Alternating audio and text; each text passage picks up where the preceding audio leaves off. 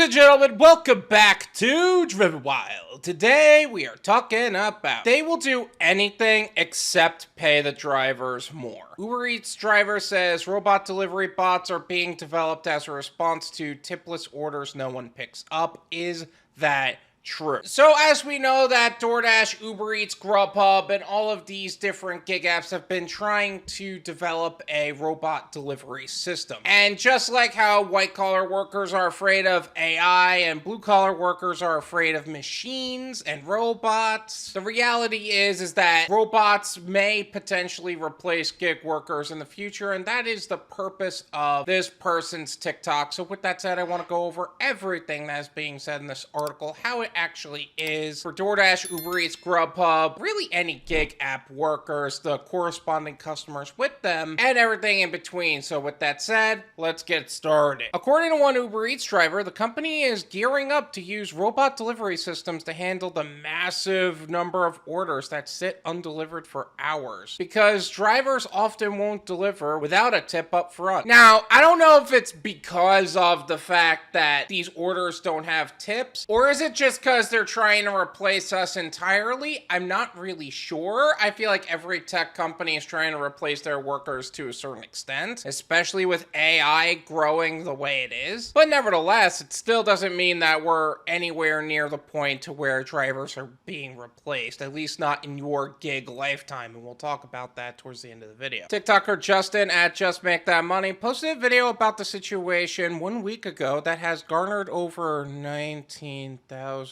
views. In it, he claims food delivery services like Uber Eats and DoorDash are developing robot systems to deliver food orders. According to Justin, this is due to tipping practices. The things you do for content, huh? I'm gonna leave his TikTok as well as his profile in the description so you can develop your own opinions on the subject. Now, we kind of knew that these robot systems were being developed for a while now, and it's amazing how little traffic is being pushed into that direction. Like, if you ever see anybody's video on robot delivery, it's incredible to see how minimal views those videos get in comparison to no tip, no trip, or accept all orders or anything to that effect. Because any news about this is we kind of know about it, but it doesn't change anything at the moment. It looks like Uber Eats and DoorDash is spending millions and millions of dollars trying to create these robots because all the delivery drivers are not taking these non-tip orders. And as you can see all over TikTok, you can see Starbucks, McDonald's, Chick-fil-A flooded with orders that sit there for hours and hours and hours because drivers do not want to pick up non-tip orders. But you know what? Here's the thing. Let's say for a second that they actually do that, right? They put all of the no-tip customers into one gigantic pool that only go to these little delivery robots. Or all of the no-tip customers go from earn by order to earn by time. Is that necessarily a bad thing? It kind of clears out the dead pool of all of the bad orders. Actually speaking, that might end up turning out to be a good thing long term. Now, eventually we'll be totally replaced, but that transition period will be a sweet period of time where we're only getting customers that tip. That's assuming it actually goes exactly that way,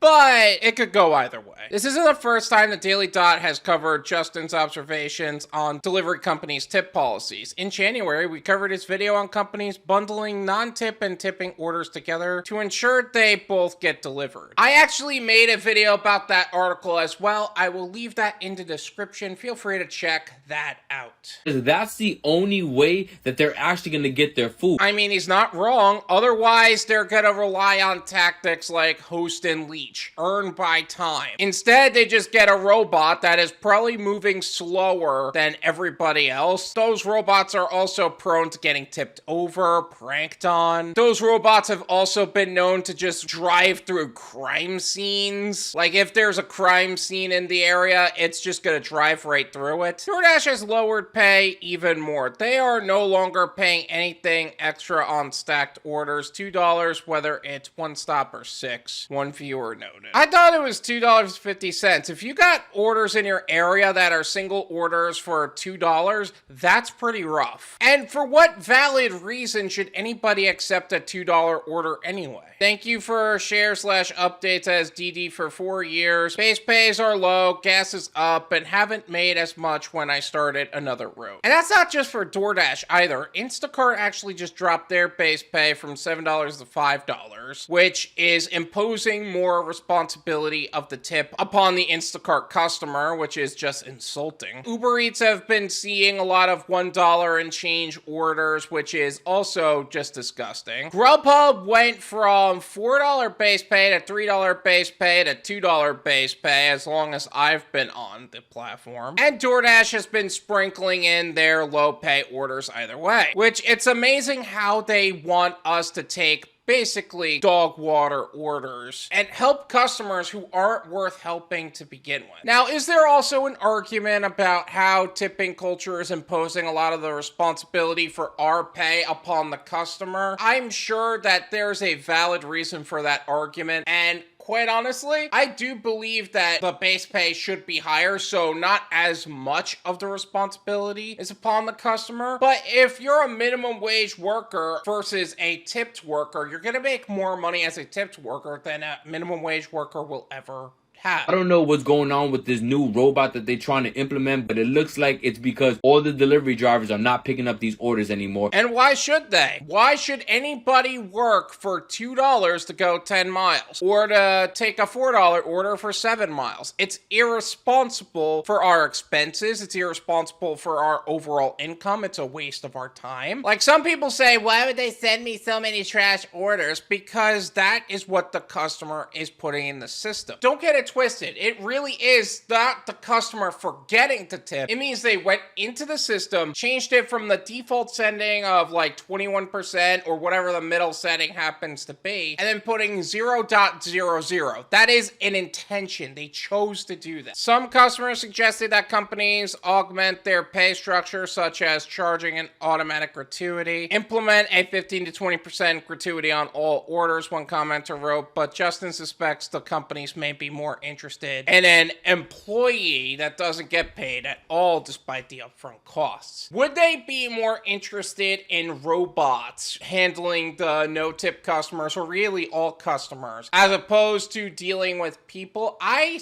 would actually argue no. Here's the reality. A gig worker is going to work faster than a robot will. Robots overall have been shown to, when they see a crowd, stop, turn, then shift, and then it drives very slowly overall. It's actually not good in terms of speed of delivery. So drivers will get the job done faster than most other things. Not to mention they can't actually make them faster. Otherwise, they risk causing injury to pedestrians, bikers, and really anybody who is trying to work around these robots. Now, if these robots were working in a single place and people can maintain them in the store, I could see that. But there's still going to be a necessity for the drivers on the platform, whether it's to repair the robots and maintain the robots, or it's just to get the job done faster in the event that there actually is a tip. And quite honestly, why shouldn't a no-tip customer's order be delivered by a robot that couldn't care less how much it's being paid? Imagine if they just shifted every bad order they received from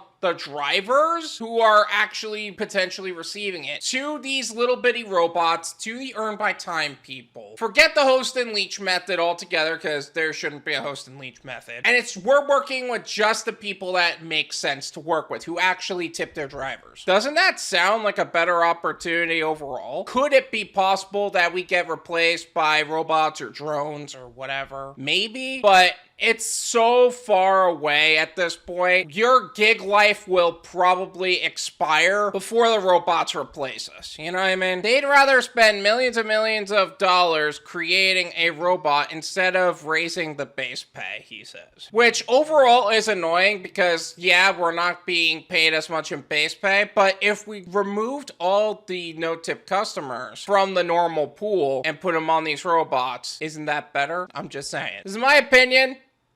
It's worth what you pay for it. None of you pay me.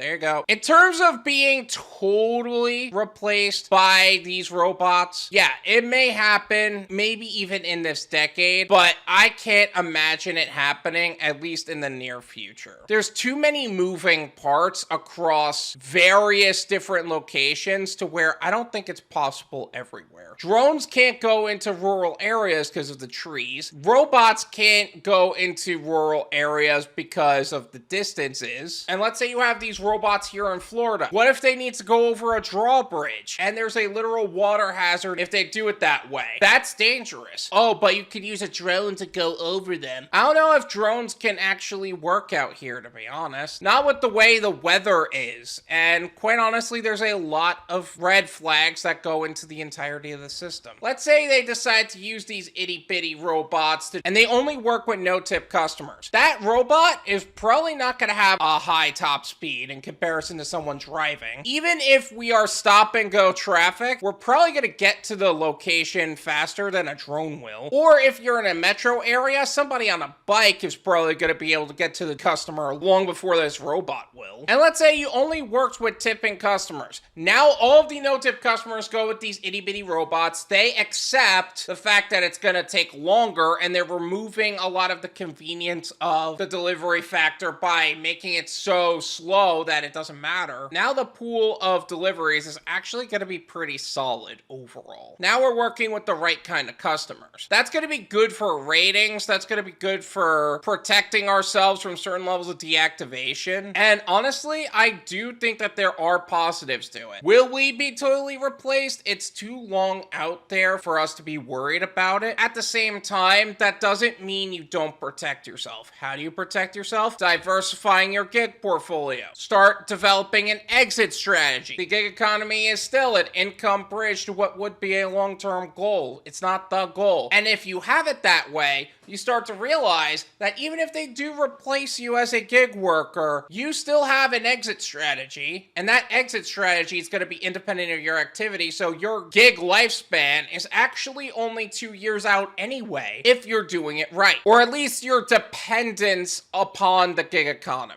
Like, let's say you are only dependent on the gig economy until your business takes off, but you'll do the gig work on the side while you're still working on this other thing. Then at that point, it doesn't matter all that much. All in all, just do yourself a favor and don't worry about it too much, and just do what you are already doing anyway, and diversifying and protecting yourself financially. Thank you so much for watching. I really appreciate it. As always, make sure to hit the like button, subscribe if you're new, and I'll see you guys next time.